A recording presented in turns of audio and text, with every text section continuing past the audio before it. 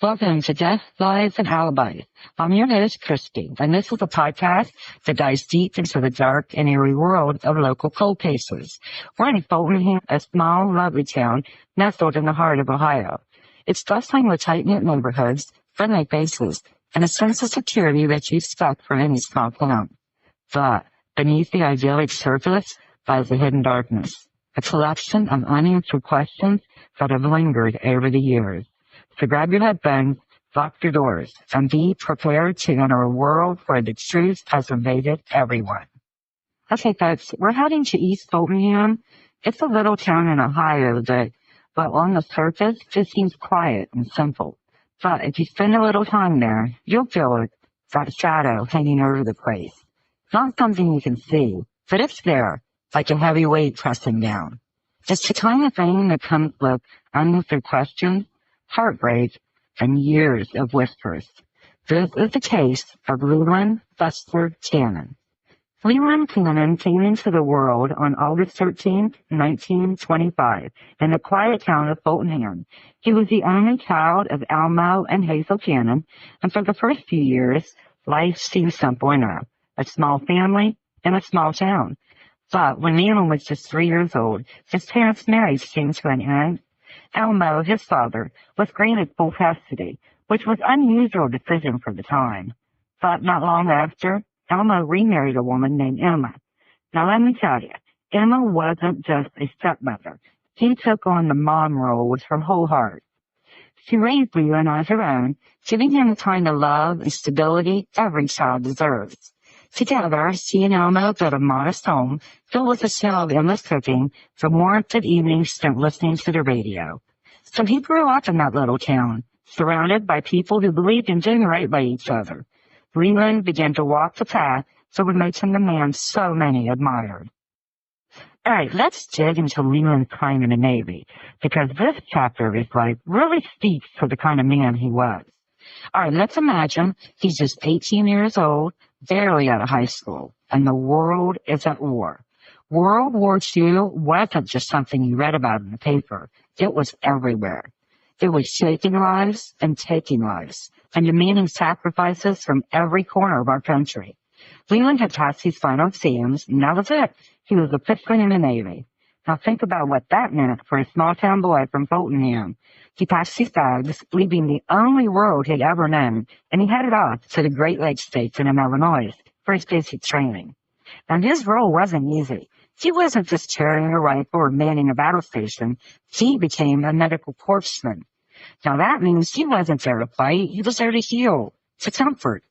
When he was honorably discharged in 1952, he came back to Ohio a different man.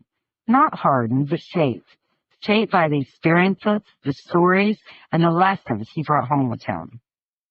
When Leland returned from the Navy, he quickly built a life with Mildred Fitzpatrick in Zanesville. Now their Tennessee home on South 6th Street was filled with warmth and the joy of their two sons, Leland Jr. and Cecil. But by 1965, Leland had remarried Nancy Daniel, a very talented baker, with a warm and welcoming nature. Nancy had a son, Daniel, from a previous marriage, and of course Leland embraced him as a very own. Together they had Chris and Joanna, creating a happy, loving home filled with laughter and the great smell of Nancy's baking. The Cannons were active at White Cottage Methodist Church and always opened their home to friends and neighbors.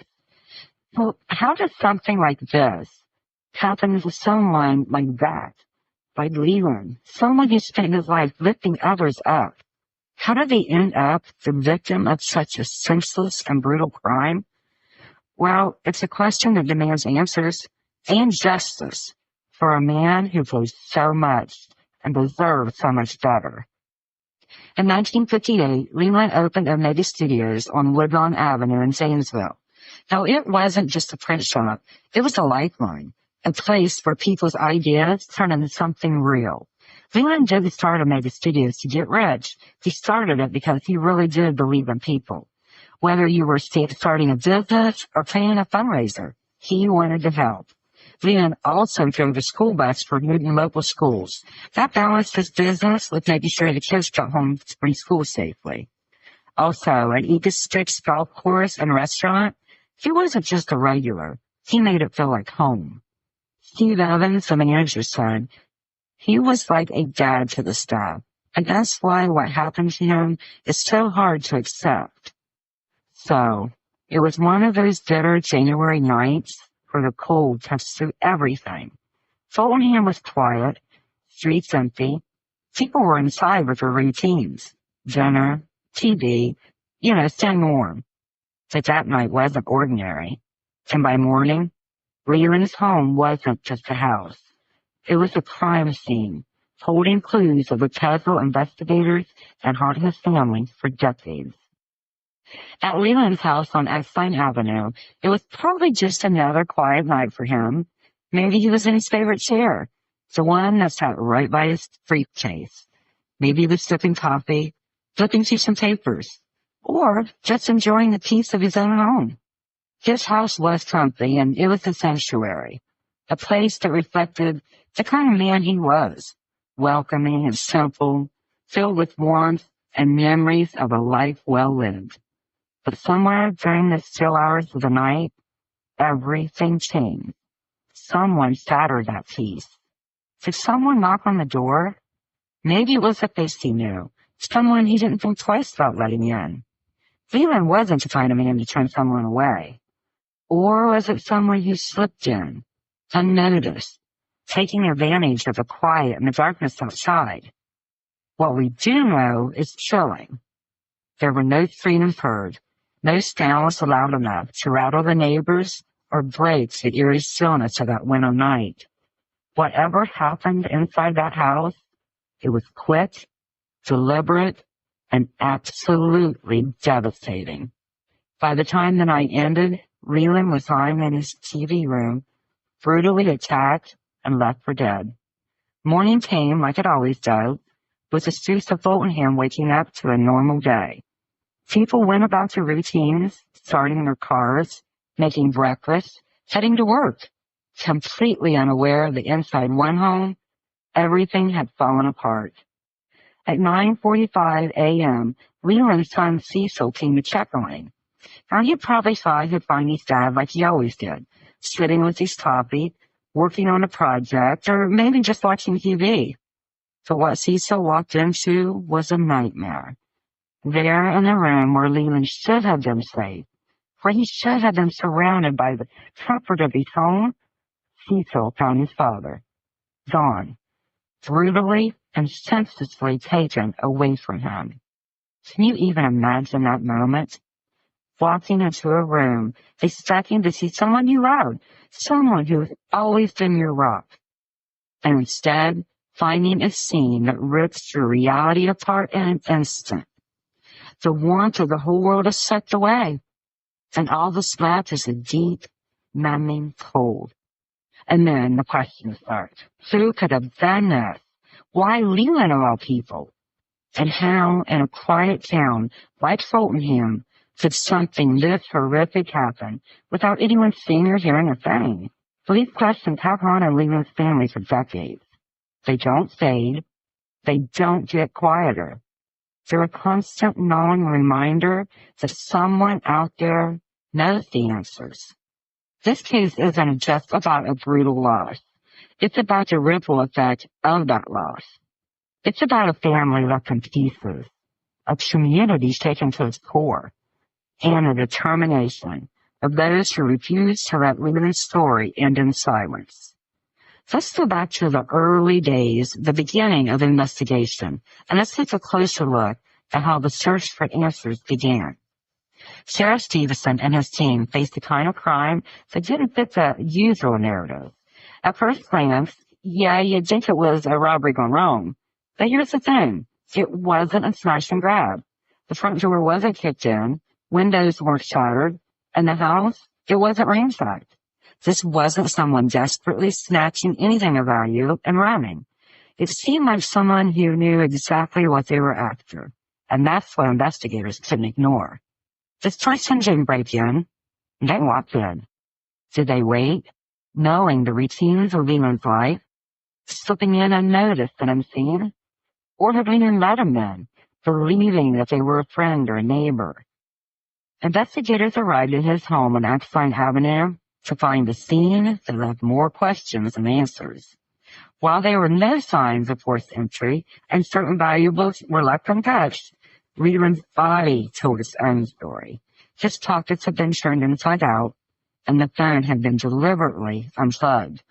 The coroner's report estimated the time of death between 6 p.m. and midnight on January the 22nd. The small window of time became a focal point for investigators as they tried to piece together what happened those critical hours.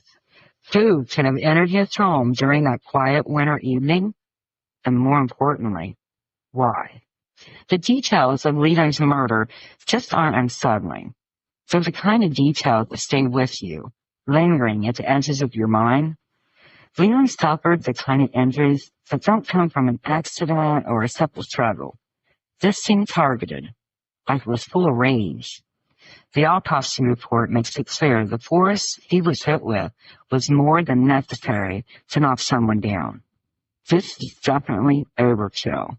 Blunt force trauma severely to the upper body and the head, the skull. The scene in the living room reflected that rage. Blood splattered, covered the walls and the floor and the furniture, and it was pooled around the woman's body. This was a violent, chilling reminder of what unfolded that night, but the hardest thing to hear, and it just breaks my heart, is that Leland had defensive wounds. Think about that for a second. That means he fought back.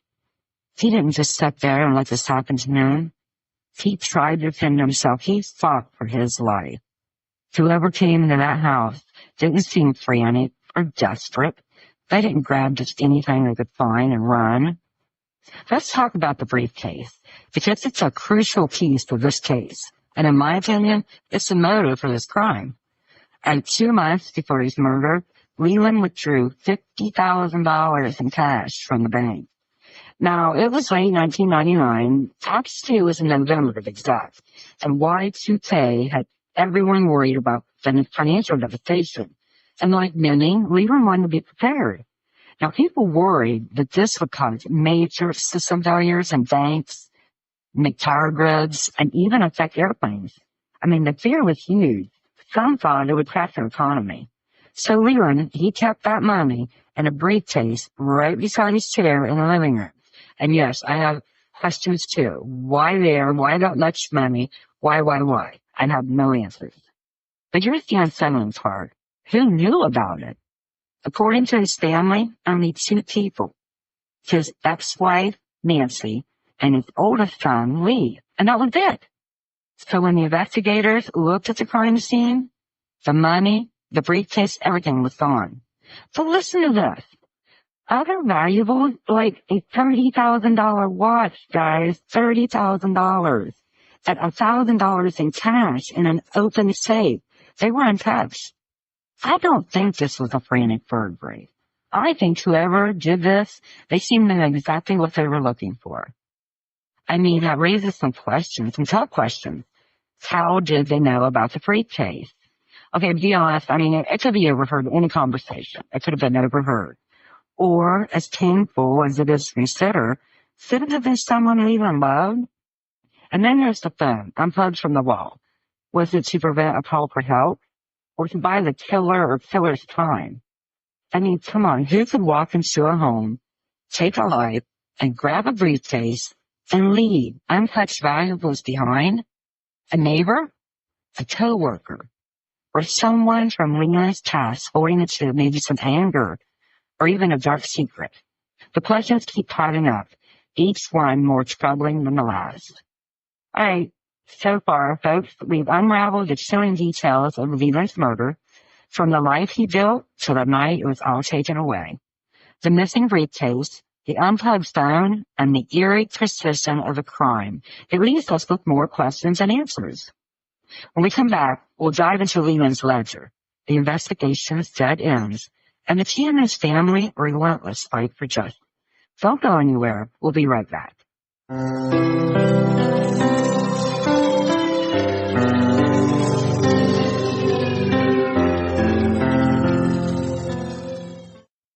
Welcome back.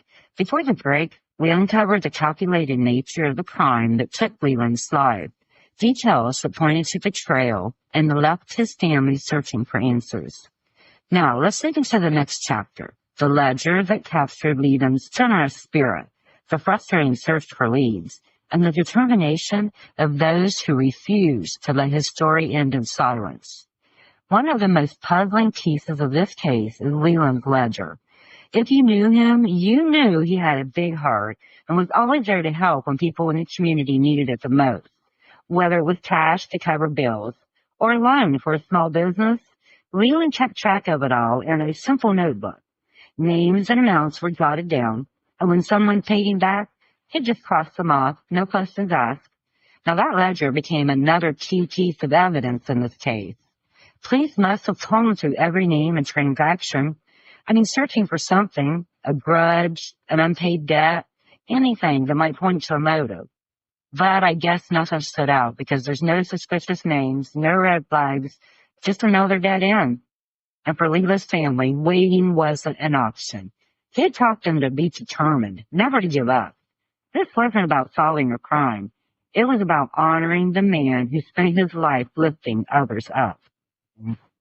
Funerals are meant to bring comfort, but Leland didn't feel that way for his family. The church was packed with friends and neighbors and even people from nearby towns. The floral arrangements surrounded the casket, and it was a stark contrast to the sadness from the room. But for Johanna Cannon, it wasn't just grief she felt. It was unease.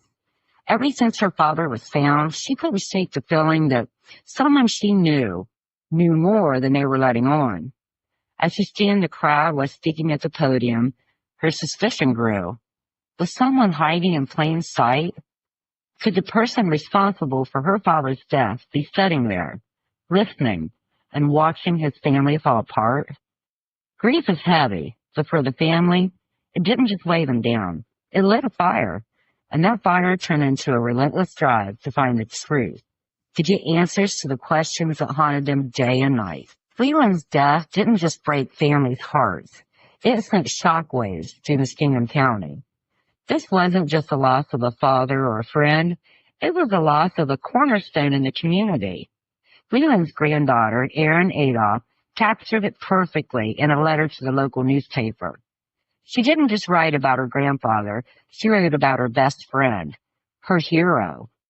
When I was hurting, Erin wrote, he always knew how to take care of me. No matter what, he just knew what to do. Her words were full of love and ache, reflecting the bond that only years could create. Neighbor Pete Rose said, Leland never had any enemies. While his stepson, Daniel, he credited Leland with shaping him into the man he became. But Nancy Cannon, Leland's ex-wife, she didn't hold back. Her letter wasn't just a tribute. It was a challenge. Do you feel powerful? She asked, hitting a 74-year-old man in the head with a weapon multiple times. Was there anger inside you? Anger had nothing to do with Leland. Nancy didn't mince words, and she demanded answers. What were you thinking? She wrote. Her letter wasn't just about grief. It was about justice. It was a mirror being held up to the killer, a reminder that their actions had not been forgotten. When you see a cop, Nancy asked, do you break out in a cold sweat? Do you constantly look over your shoulder? She just wasn't speaking for herself or the Cannon family. She was speaking for the entire community, desperate for answers. Decades later, the questions remain. How could such a brutal crime leave so few clues? No fingerprints, no DNA, no forensics at all, really? How did the killer or killers vanish so completely? An article in the Times Reporter titled, Let the Press Help Fight Crime, criticized the sheriff's office days after the crime for delays in releasing details about the case. The piece argued that faster communication with the public might have led to witnesses coming forward sooner. Don't wait 24 or 48 hours, the article criticized. Get the word out to the community in the next edition of the morning paper. This tension between the press and law enforcement showed the growing frustration with how the case had been handled, and many began to wonder if more transparency or urgency might have made a difference. The Leland family refused to give up. Advances in forensic science have reignited their hope. Today's DNA technology can analyze samples that we thought once couldn't be used. Even a fiber or a smudged fingerprint could reveal the truth. It only takes one breakthrough, one moment of courage to bring justice. It's been nearly 25 years, but this case isn't over. Let's explore how determination, technology, and someone stepping forward could finally bring answers for Leland. The questions surrounding Leiland Cannon's murder have weighed on his family for decades. For his children, grandchildren, and friends, it's not just about solving a crime. It's about finding peace and silencing the endless what-ifs and whys that haunt them. And thankfully, there is still hope. Forensic science has advanced since 2000. DNA samples we once thought was unusable can be tested, and overlooked evidence like a fiber or fingerprint might finally reveal its secrets. Then, of course, there's TOTUS, the National DNA Database, which could connect Leland's case to maybe another, and that could create a trail of truth. But here, science needs a reason to take another look, and that's where you folks come in. Leland deserves justice. His family deserves peace, and his community deserves healing. In the years since Leland's murder, theories have come and gone, whispers have echoed through Fultonham, but none have brought any closure. Now, some say the answer lies within someone close to Leland, someone who knew him well enough to plan this, while others believe that it points to just a robbery gone bad, typical lowlifes who think they're invincible. Well, whoever came into his home didn't just take $50,000. They ripped away the sense of safety and peace that defined Leland's life. But here's what bothers me the most. This is what bothers me. It's the silence.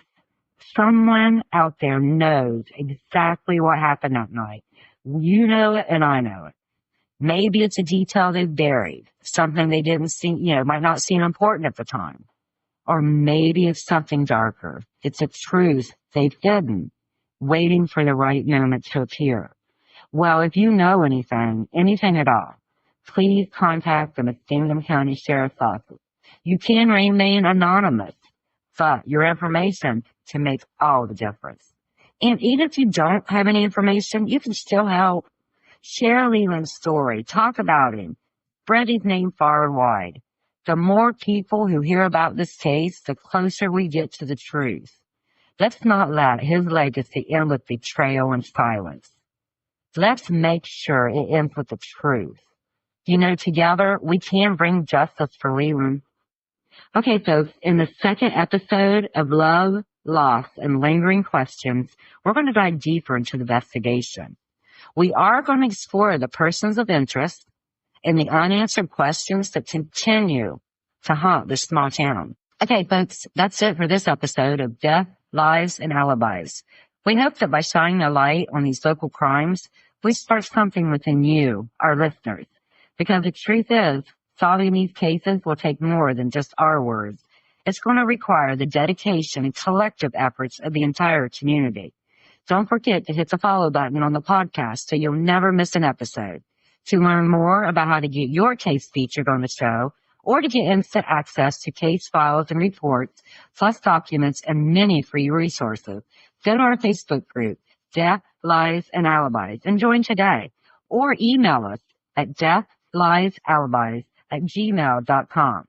As always, be safe, stay alert, and never stop seeking justice.